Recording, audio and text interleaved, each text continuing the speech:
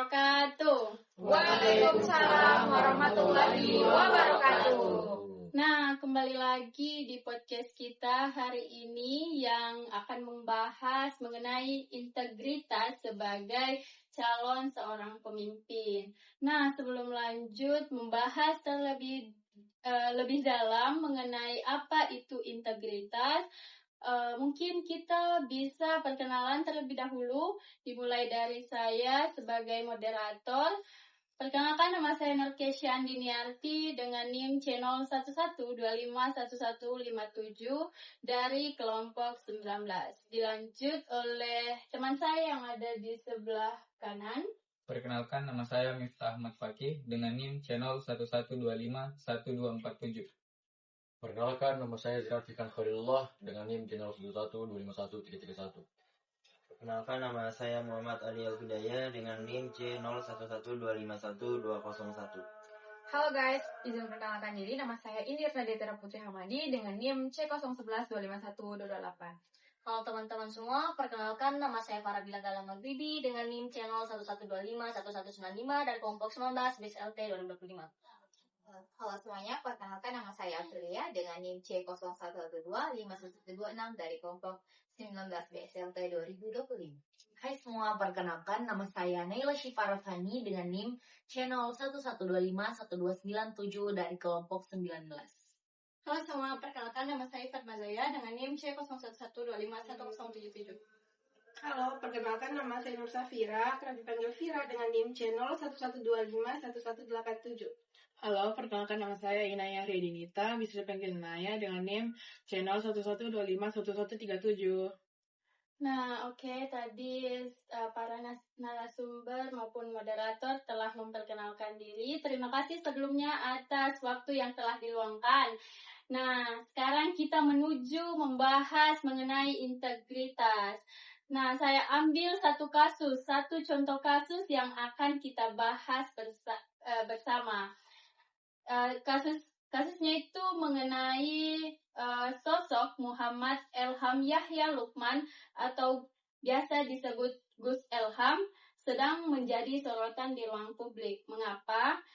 Tokoh agama asal Kediri itu viral usai cium anak perempuan.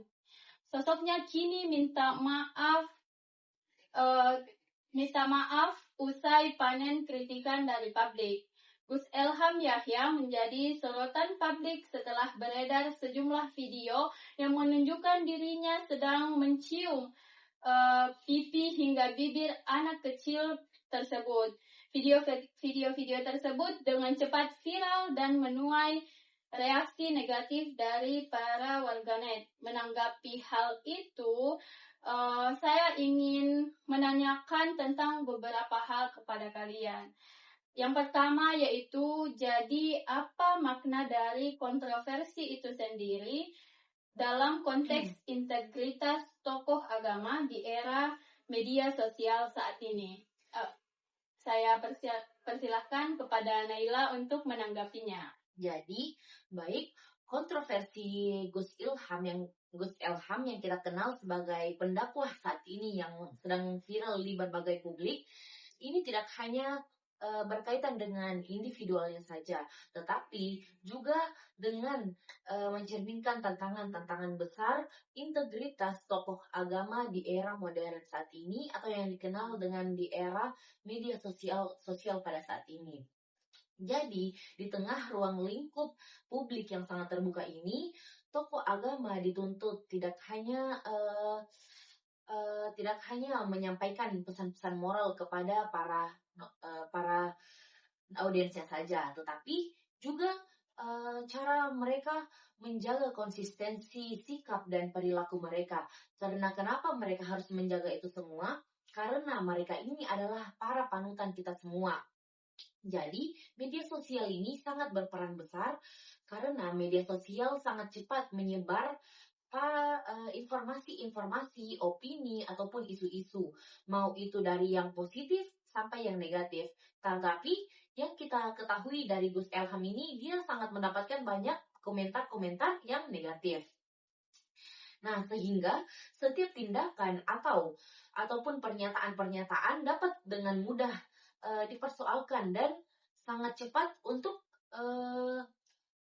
sangat cepat memengaruhi kepercayaan para masyarakat saat ini. Ya, jadi dari kasus ini itu menunjukkan bahwa integritas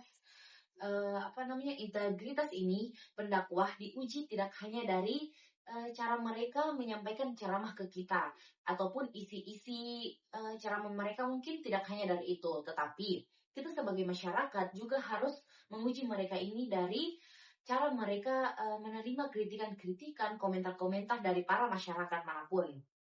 Tetapi kita juga seharusnya menerima kontroversi ini seharusnya tidak hanya kita jadikan ini sebagai tempat kehakiman saja, tetapi juga kita harus menjadikan ini sebagai momentum refleksi diri kita semua, momentum refleksi bahwa dakwah di ruang lingkup publik yang sangat terbuka ini sebenarnya harus banyak berhati-hati, harus mencari kecerdasan, harus ada pendewasaan, mau itu dari penceramahnya mungkin, pendakwahnya, tetapi dari masyarakatnya juga yang menjadi audiens pendakwah tersebut.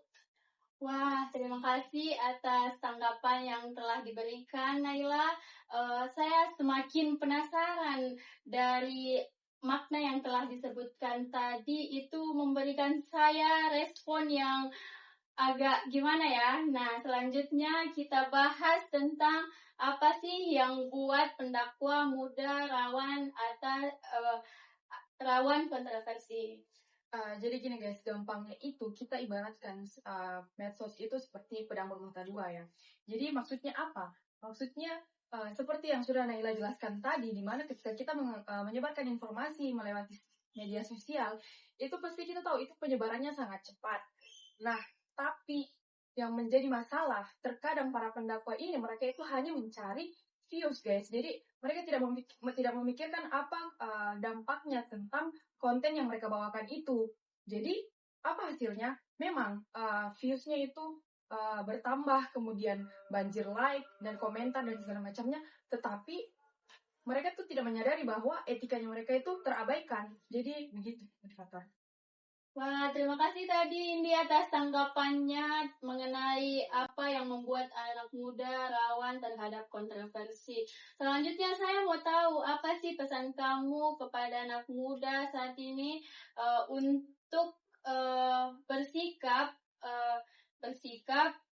terhadap dunia saat ini, apalagi di media sosial tentunya, yang sedang berjuang untuk mendapatkan banyak pengalaman. Jadi di sini saya mau memberikan perspektif dari para pendakwanya dan juga kita sebagai penonton atau para masyarakat yang menerima ceramah-ceramah tersebut. Yang pertama, untuk para pendakwa ya, kalian itu kan kita sebagai masyarakat ini kan kita melihat kalian itu sebagai panutan ya, sama seperti yang sudah dibilang Naila tadi, di mana kalian itu sangat berperan dalam menyebarkan soal agama. Jadi menurut saya kalian itu juga harus bisa memfilter konten-konten dan juga bisa memanage diri kalian agar sesuai dengan apa yang kita lihat gitu. Dan juga kedua, buat para masyarakat atau kita sebagai anak muda yang menanggapi akan ceramah yang kamu bawakan itu, kita bisa lebih berhati-hati, yang dimana kita itu tidak langsung menjudge secara begitu saja, tapi kita harus terlebih dahulu mencari faktanya, kemudian bisa kita simpulkan gitu guys. Oke, terima kasih Indi atas tanggapan yang telah diberikan. Tapi sebelum itu saya belum tahu nih apa akar masalah integritas dari Gus Elham itu sendiri. Mungkin ada yang bisa menanggapi? Saya persilahkan kepada Adil.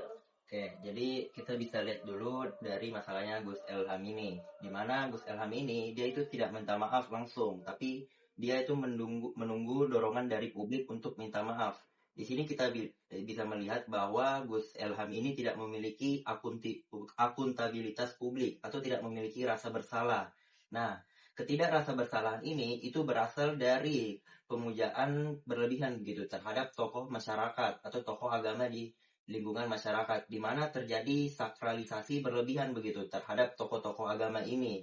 Nah, dari sakralisasi berlebihan ini sehingga kesalahan-kesalahan dari tokoh agama ini itu memicu banyak normalisasi begitu, yang mana ini sama sekali tidak wajar, serta ditambah parah juga oleh kepopuleran sosial medianya Gus Elham ini, di mana Gus Elham ini merasa kayak dia punya banyak pengikut, jadi kayak banyak yang lindungi begitu, jadi dia tidak merasa kayak tidak perlulah untuk minta maaf. Jadi menurut saya di sini terlihat begitu kurangnya kedisiplinan dari tokoh agama ini terhadap integritas mereka di ruang publik, di mana kita perlu begitu batasan-batasan pergerakan untuk tokoh-tokoh agama ini di ruang publik. Jadi menurut saya untuk masyarakat, saya harap mereka itu mengurangi pemujaan berlebihan terhadap tokoh-tokoh agama ini, serta juga dari sisi hukum terdapat penindakan tegas yang langsung dari pemerintah untuk menindak langsung tokoh-tokoh agama ini agar mereka tuh memahami begitu batasannya yang ada di masyarakat. Begitu saja sih kalau dari saya. Saya lanjutkan ke moderator. Wah, terima kasih Adil atas tanggapan yang telah diberikan. Saya jadi tahu apa akar masalah dari Gus Elham itu sendiri. Nah, selanjutnya saya ingin menanyakan dong mengenai kenapa tindakan Gus Elham itu dianggap sebagai masalah integritas. Saya persilakan kepada Sidan untuk menanggapi hal tersebut. Baik, menurut saya yang pertama itu kita harus melihat profil Gus Elham ini. Gus Elham ini bukan sekedar selebgram biasa, namun beliau membawa sebuah label Gus sebagai sebuah gelar, yang dimana gelar Gus ini merupakan kehormatan kultural sebagai anak kiai atau tokoh agama. Gelar Gus ini membawa beban moral, yang dimana masyarakat memandang Gus sebagai representasi nilai-nilai kesopanan, keluhuran, dan keagamaan. Ketika video tersebut keluar, terjadi gap atau kesenjangan yang sangat lebar antara ekspektasi masyarakat terhadap sosok agamis dengan realita yang dilakukan. Integritas itu kan sederhananya merupakan penyesuaian antara nilai-nilai yang dianut dengan tindakan yang dilakukan. Sebagai pendakwah, nilainya adalah untuk menjaga pandangan dan bersentuhan dengan yang bukan mahram. Namun beliau ini justru melanggar tindakannya tersebut secara terbuka di depan kamera. Jadi inti masalahnya bukan pada tindakannya tersebut, namun siapa yang melakukannya dan bagaimana itu meruntuhkan bangunan integritas yang seharusnya melekat pada gelarnya maupun dirinya. Mungkin segitu saja yang bisa saya sampaikan. Baik, terima kasih Sidan atas tanggapan yang telah diberikan. Tapi saya tidak mau mengambil atau menarik kesimpulan terlebih dahulu atau membela sepihak saja. Saya ingin mengetahui bagaimana seorang tokoh agama bisa menjaga integritas pribadinya agar tidak terjebak pada pencitraan semata, tetapi tetap konsisten antara nilai yang diajarkan dan perilaku nyata di ruang publik. Mungkin saya persilakan kepada narasumber kita, Ifat, untuk menjelaskan hal tersebut. Oke, baik. Jadi sebelumnya terima kasih atas kesempatannya. Jadi perlu kita ketahui dulu, integritas tokoh agama ini tidak bisa hanya dilihat dari seberapa populer dia maupun seberapa banyak pengikut yang dia miliki. Tetapi jadi popularitas ini hanya menunjukkan seberapa besar jangkauan mereka, bukan kualitas moral dari mereka. Integritas justru terlihat dari konsistensi antara apa yang dia berikan, apa yang dia sampaikan terhadap apa yang dia lakukan. Seseorang tokoh agama yang berintegritas akan tetap memegang nilai kejujuran, tanggung jawab maupun adab saat berada di depan publik maupun tidak berada di depan publik. Selain itu, integritas juga dapat diukur dari cara tokoh agama tersebut menyikapi kritik dan memberitahu pendapat mereka. Tokoh yang berintegritas tidak defensif secara menyeluruh, tidak memanipulasi opini publik, dan tidak menggunakan agama sebagai alat pembenaran dari dirinya sendiri. Ia mampu bersikap rendah hati, terbuka terhadap koreksi, maupun menjadikan koreksi tersebut sebagai evaluasi dari diri mereka sendiri. Dalam konteks media sosial, integritas juga tercermin dari bagaimana tokoh tersebut menjaga batasan untuk mengekspresikan dirinya sendiri. Kebebasan berbicara seharusnya diiringi dengan kesadaran akan dampak sosial yang akan diberikan kepada mereka. Ia mampu bersikap rendah hati, terbuka terhadap koreksi, maupun mengutamakan kemaslahatan utama bagi umat dibanding diri mereka sendiri. Jika dikaitkan dengan kasus Gus Ilham ini, kontroversi yang muncul bisa menjadi pengingat bahwa kontroversi dari Gus Ilham dia tidak selalu mengingatkan bahwa popularitas ini menjadi sejalan dengan integritas yang dia miliki. Masyarakat perlu belajar untuk lebih kritis, tidak hanya menilai tokoh agama dari tampilan luar maupun viralitas orang tersebut, tetapi dari rekam jejak sikap, nilai, dan konsentrasi moral yang dia tunjukkan kepada publik. Dengan begitu, integritas tokoh agama tetap menjadi standar utama. Bukan sekedar ketenaran di ruang digital. Nah, baik Kifat, atas tanggapan yang telah diberikan, saya dapat menarik kesimpulan bahwa nilai-nilai yang diajarkan di ruang publik itu harus sesuai dengan perilaku yang kita tunjukkan di publik itu sendiri. Namun, saya ingin bertanya tentang bagaimana cara kita memengaruhi tingkat kepercayaan masyarakat terhadap tokoh agama tersebut, dalam tanda kutip Gus Ilham itu sendiri. Mungkin bisa dijawab oleh Vira. Oke, jadi integritas tokoh agama sebagai figur publik itu semakin diuji di era media sosial. Setiap ucapan dan tindakannya itu mereka sudah dilihat dan dinilai oleh banyak orang. Jadi oleh karena itu masyarakat itu tidak pasti nilai dari ceramahnya yang disampaikan, tapi pasti dia nilai juga dari perilaku sehari-hari dan sikap mereka di ruang publik. Nah, popularitas itu pasti membuat harapan moral masyarakat menjadi lebih tinggi. Tokoh agama itu sendiri juga dinilai dari kesesuaian antara perkataan dan perbuatan. Jika ajarannya itu disampaikan tidak sejalan dengan sikap nyatanya, kepercayaan antara masyarakat itu pasti bisa menurun. Jadi saat menghadapi kritik atau kontroversinya itu sikap terbuka, rendah hati, dan pasti mau memperbaiki dirinya untuk menunjukkan kedewasaan dan kejujurannya. Nah, sebagai figur publik itu juga sendiri, tokoh agama memiliki tanggung jawab besar karena ucapan dan tindakannya itu mereka dapat mempengaruhi banyak orang. Oleh karena itu, mereka perlu berhati-hati, menjaga etika, dan bersikap santun, sehingga integritas yang terjaga akan membuat tokoh agama itu dapat dipercaya dan dihormati sebagai panutan moral di masyarakat. Oke, baik. Terima kasih atas tanggapannya, Vira. Sedari tadi saya telah menyimpulkan bahwa begitu banyak sudut pandang tentang kasus tersebut.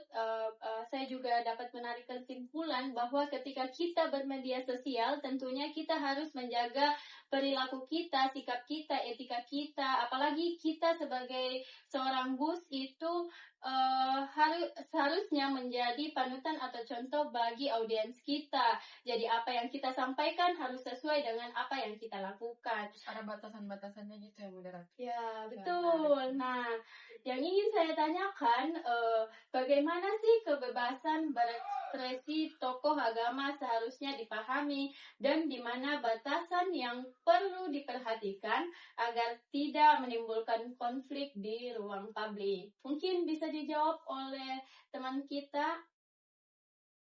Ini ya guys, bukan saya. Baik, terima kasih atas kesempatan yang telah diberikan oleh saya.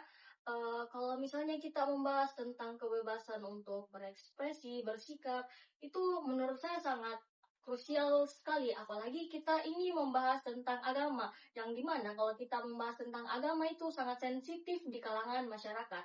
Salah berbicara, salah berekspresi saja itu sudah sangat fatal kalau dilihat bagi netizen ya. Nah, kemudian, kalau misalnya untuk kebebasan berekspresi, itu setiap orang itu mempunyai hak masing-masing untuk berekspresi. pada dirinya sendiri, termasuk dalam tokoh agama tersebut. Nah, dalam konteks pendakwa ini, kebebasan ini menjadi sarana penting untuk menyampaikan nilai, ajaran, dan pandangan keagamaan kepada masyarakat. Namun, kebebasan tersebut tidak bersifat mutlak, terutama ketika disampaikan di ruang publik yang dihuni oleh beragam latar belakang sosial dan keyakinan masing-masing. Nah, membahas tentang kontroversi yang melibatkan Gus Ilham tadi ini menunjukkan bahwa pernyataan tokoh agama dapat memicu reaksi yang beragam. Apalagi banyak sekali pendapat-pendapatnya netizen-netizen, masyarakat-masyarakat sekitar, karena banyaknya pandangan berbeda-beda ketika orang berekspresikan dalam segi bentuk wajah maupun sikap mereka. Jadi hal ini tuh terjadi karena pesan keagamaan itu sering sekali menjadi kesinggungan, apalagi dalam dibilang agama. Sangat menyinggung sekali isu-isu kalau misalnya kita membahas atau salah bicara dalam membawakan materi tersebut. Nah, jadi batasan kebebasan berekspresi tokoh agama itu dapat dilihat dari sejauh mana pernyataan tersebut berpotensi menimbulkan keresahan, diskriminasi, atau konflik yang horizontal. Nah, ruang publik ini menuntut adanya tanggung jawab sosial agar dakwah tetap berfungsi sebagai sarana edukasi dan pencerahan, bukan pemicu pemecahan. Nah, kalau misalnya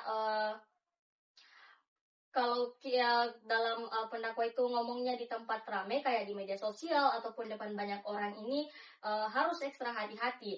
Soalnya yang mendengar itu berbeda-beda, bermacam-macam. Ada yang hatinya lembut, ada yang gampang tersinggung, ada juga yang berbeda-beda keyakinan dalam pengalaman hidupnya tersebut. Nah, dalam kasus Gus Ilham ini, itu omongan tokoh agama itu kuat sekali pengaruhnya. Bisa bikin orang nurut, bisa bikin orang mikir, tapi kalau sudah salah ngomong sedikit, bisa bikin orang sedih, marah, ataupun bisa memicu keributan. Makanya, dalam tokoh agama itu ibaratnya dia menyampaikan dakwah itu ibaratkan orang tua kita sendiri kalau lagi ngomong. Nah, kalau ngomongnya lembut, pakai kasih sayang dan mikirin perasaan orang lain, semuanya itu jadi nyaman dan mau mendengarin. Tapi kalau misalnya kayak caranya bicara itu kayak juteki atau kayak tidak mood dalam menyampaikan dakwahnya itu, orang juga kayak dibilang, apakah mendakwa aja itu di depan atau bagaimana. Nah, jadi intinya kebebasan berekspresi itu penting, tapi harus barengan sama rasa tanggung jawab. Mungkin itu dari saya. Oke, baik. Terima kasih atas tanggapan yang telah diberikan setelah menjelaskan tadi bagaimana sih cara kita berekspresi di ruang publik. Yang ingin saya pertanyakan itu dari kasus Gus Ilham itu sendiri, apakah masih bisa dikatakan public figure ketika dia masih dipertanyakan soal integritasnya? Baik, saya persilahkan kepada narasumber berikutnya, Naya, untuk menjawab pertanyaan tersebut. Terima kasih moderator atas kesempatan yang telah diberikan kepada saya. Jadi menurutku, ini tokoh agama pada dasarnya itu menempati posisi yang sangat amat strategis di kalangan awam atau masyarakat, karena biasanya itu kan gus-gus begini tuh kayak biasa banyak pendengarnya toh, biasa di mana itu ceramah-ceramahnya. Jadi kayak ini juga ajarannya tuh mereka tidak hanya nilai-nilai moral atau etika. Jadi kayak cara penyampaiannya juga itu tuh sangat amat didengar gitu, moral-moral dan etikanya. Jadi karena itu tuh integritasnya itu menjadi salah satu unsur yang sangat amat diperhatikan sama warga-warga dan masyarakat, karena ya tidak hanya dapat dipisahkan dari peran-peran yang tersebut. Karena ketika integritas moral seseorang dakwah itu tuh dipertanyakan, Wait a minute. Menurut saya tuh moderator, tokoh agama itu kan pada dasarnya itu dilihat dari banyak publik, kayak bisa dicontoh juga dengan masyarakat awam, dan semua orang-orang pasti mencontoh apa yang dikatakan tuh sama orang yang dakwah, apalagi itu dakwanya masuk di telinga dan bisa diterima dengan baik. Tapi ada juga kan biasa dakwah yang out of the box gitu tuh dakwanya, biasa kayak bagaimana itu tuh dakwah yang kayak pengajian keyboard ada tamborin-tamborinnya, masa begitu dakwah tuh kan tidak mungkin tuh itu dakwah kan lucu-lucu tuh begitu. Jadi itu pada dasarnya tokoh agama itu dasarnya menempati posisi yang sangat strategis di masyarakat. Apalagi dipertanyakan nilai-nilai moral dan etikanya. Jadi integritasnya itu tuh bisa menjadi ukuran yang tidak dapat dipisahkan dari antara peran-peran tersebut. Ketika integritas moral seseorang pendakwa itu kelayakannya sebagai panutan itu masih dipertanyakan. Kalau begitu cara dakwanya kayak cara tamborin begitu, atau kayak menari atau harus disembah-sembah kasidah tuh kayak apakah gitu. Tapi dalam konteks ini tuh tokoh agama juga masih dijadikan rujukan dalam aspek keilmian atau normatif. Terutama juga jika materinya itu dakwanya disampaikan menjadi dasar yang kuat dan sesuai dengan nilai-nilainya, itu kan bagus Ji. Tapi kalau begitu nih kasusnya itu kan jelek itu. Namun sebagai panutan dari moral secara utuh, legislatif tersebut cenderung melemah. Hal ini karena keteladaannya tidak hanya diukur dari apa yang diucapkan dari gus-gus tersebut, sikap dan perilakunya juga dalam kenyataan hidup. Seperti kita ambil dari sikapnya macam ini kan enggak sebagai seorang gus, kayak dia mencium pipinya itu anak-anak, apalagi bibirnya dia itu anak pasti masih underage. Apalagi dengan sikapnya yang begitu tuh kayak sangat amat tidak mencontohkan seorang pelawakan gus menurutku. Moderator saya yang ini menurutku. Jadi kayaknya tuh ketidaksesuaiannya antara nilai-nilai yang dia ajarkan dan apa yang dia praktekkan ke kehidupan sehari-hari itu tuh tidak sangat amat bertolak belakang dengan apa yang dia omongkan sendiri. Dan itu saja atau kayak menimbulkan dapat menimbulkan krisis kepercayaan di tengah-tengah kepercayaan masyarakat terhadap dia sendiri.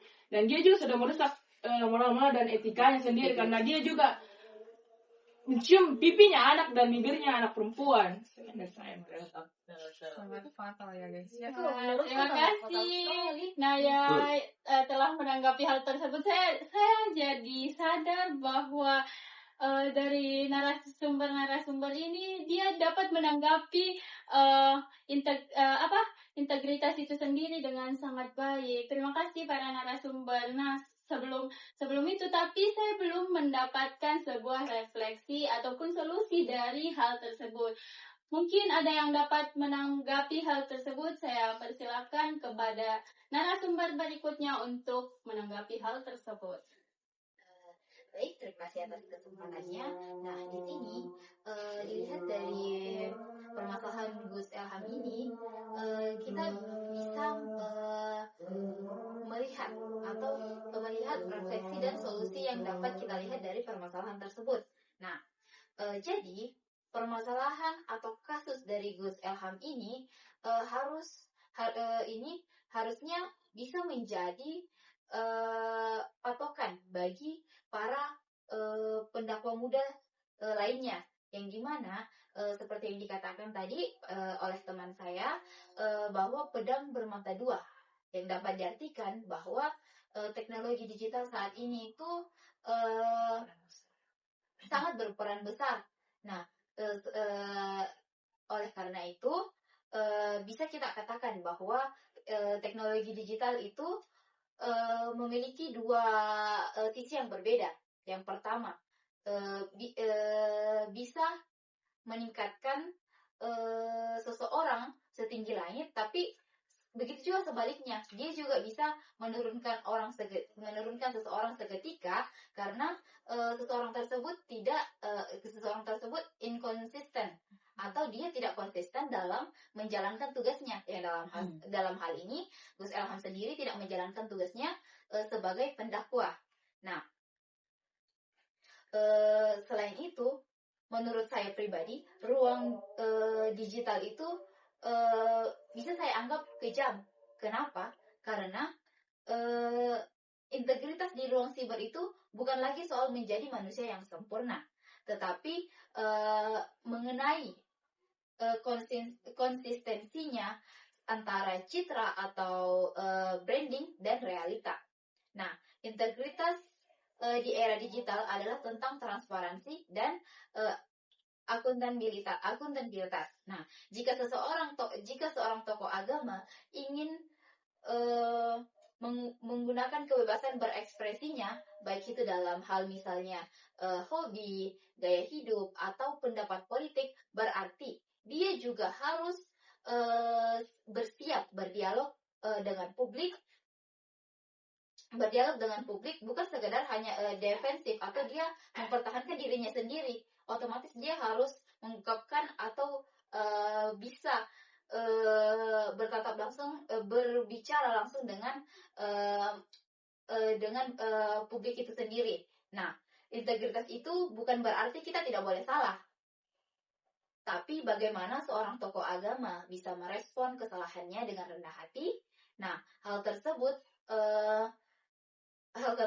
yang akan menghancurkan karirnya, atau justru sebaliknya, hal tersebut yang mendewasakan cara kita beragama di ruang siber tersebut. Mungkin hanya itu yang dapat saya sampaikan. Saya kembalikan ke moderator. Tapi moderator, saya mau menambahkan juga. Tadi kan saya mau soroti solusinya dari saudari Aprilia, tapi dia kurang solusi dari perannya negara dan juga hukum. Nah, menurut saya ini kan dilihat ini Gus kayak nggak ada salah-salah atau kayak masa ngecium ki anak-anak cewek baru kayak nggak merasa bersalah begitu. Nah, saya ini mau tekankan begitu kepada negara untuk tindak tegas ki ini Gus-Guska yang semena-mena, karena saya rasa mereka ini semena-mena karena tidak ada kayak tekanannya begitu dari atas. Dan kita bisa lihat gitu akuntabilitasnya tokoh agama ini sangat benar-benar besar gitu di kalangan masyarakat, sehingga kita bisa lihat gitu kayak dampaknya ini besar sekali. Bisa jadi omongannya Gus ini kayak mempengaruhi massa begitu untuk melakukan sesuatu yang mana nanti akan dianggap normalisasi. Jadi menurut saya itu kayak negara ini perlu kayak kasih hukuman langsung begitu kayak lebih tegas ki untuk hukum kini Gus-Guska, sehingga Gus-Gus ini kayak tidak semena-mena begitu. Baru juga tahu nanti batasan-batasan yang bisa dia kendalikan. Menurut saya itu ditambahkan solusi dari saya sih. Sampai. Wah, terima kasih kepada para narasumber yang sangat keren-keren dalam menanggapi hal tersebut. Nah, tadi sudah banyak solusi yang telah ditawarkan, baik terhadap masyarakat, terhadap tokoh agama itu sendiri, terhadap pemerintah apalagi. Tapi kita sebagai seorang mahasiswa tentunya perlu menanggapi hal tersebut juga. Nah, sehingga sebagai seorang mahasiswa, bagaimana seharusnya kita menyikapi kasus itu dan apa sih yang menjadi landasan kita untuk berintegritas, apalagi sebagai calon seorang pemimpin, baik memimpin diri sendiri maupun memimpin kelompok-kelompok tertentu. Mungkin saya persilakan ke narasumber terakhir kita, yaitu Faki. Terima kasih atas kesempatannya. Jadi sebagai seorang mahasiswa tentunya kita harus memiliki strategi yang disebut kritis. Kita tidak boleh terjebak dalam dua kelompok yang sangat terpolarisasi. Ada satu kubu yang membela secara fanatisme apa yang dilakukan oleh tokoh Gus Ilham ini hanya karena dia merupakan seorang tokoh agama. Tapi kita juga tidak boleh berdiri di sisi kelompok yang satunya yang menyerang habis-habisan sang tokoh ini secara personal dan hanya menyebarkan kebencian semata dengan alasan mungkin ikut-ikutan tren. Ya, betul. Jadi bagaimana kita harusnya menyikapi kasus ini? Kita harus berdiri di tengah. Kita harus dengan itu tadi kritis dan rasional. Bagaimana kita menilai kasus ini? Yang pertama tentunya kita harus menuntut keadilan kepada para korban. dengan cara kita harus menekan tokoh ini, Gus Ilham ini, untuk yang pertama mengakui kesalahannya, meminta maaf, dan berkomitmen untuk ingin memperbaiki diri. Dengan adanya tekanan-tekanan ini dapat menjadi sanksi sosial bagi diri pribadi Gus Ilham dan juga tokoh-tokoh lainnya yang mungkin membawakan citra yang sama dengan Gus Ilham ini, sehingga tidak terjadi normalisasi di tengah masyarakat yang mungkin akan menormalkan, mewajarkan, tapi akan ada rasa takut dan mungkin efek jerah kepada tokoh-tokoh lainnya, sehingga kejadian yang seperti ini tidak terulang lagi di masa depan. Mungkin itu saja dari saya. Oke, terima kasih kepada narasumber terakhir kita yang sangat keren dalam menanggapi hal tersebut, apalagi kita sebagai seorang mahasiswa. Nah, apalagi kita ini dihadapkan dengan era di mana kita itu penuh dengan tantangan yang perlu kita kritik maupun kita dalami lebih dalam.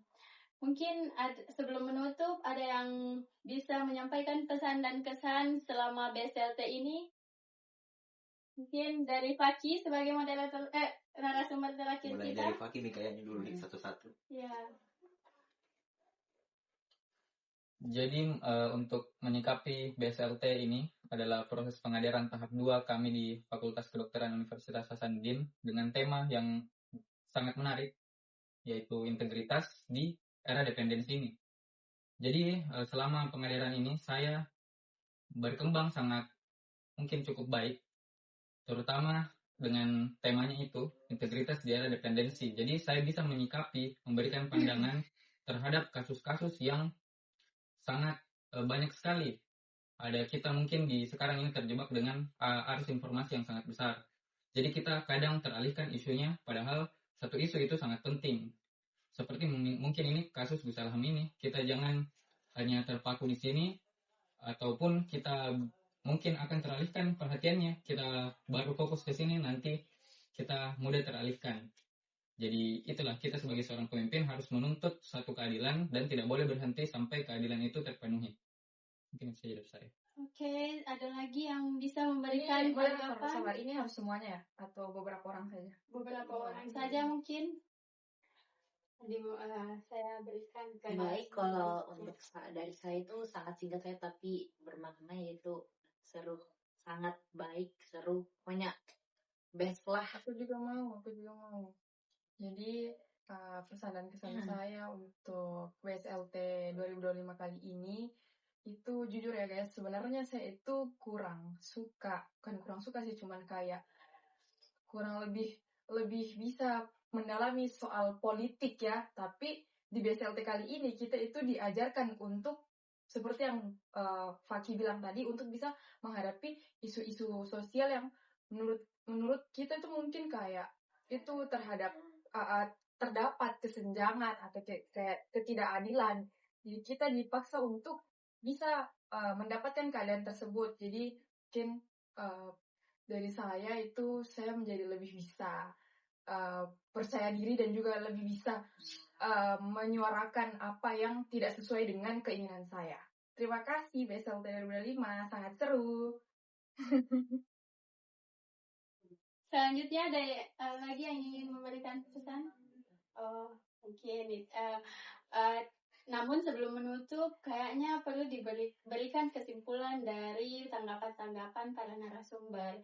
Jadi dari pembahasan yang telah kita bahas dari tadi, kita dapat melihat bahwa kebebasan berekspresi seorang tokoh agama di ruang publik perlu diimbangi dengan pemahaman terhadap batasan sosial dan keberagaman masyarakat. Dengan demikian, dakwah dapat tetap berjalan secara efektif dan damai. Mungkin itu saja. Terima kasih kepada para narasumber yang telah hadir hari ini. Terima kasih moderator. Saya Nurkesyan Diniarti selaku moderator pamit undur diri. Mohon maaf apabila ada kurang, ada kesalahan kata dari apa yang saya ucapkan maupun para narasumber ucapkan.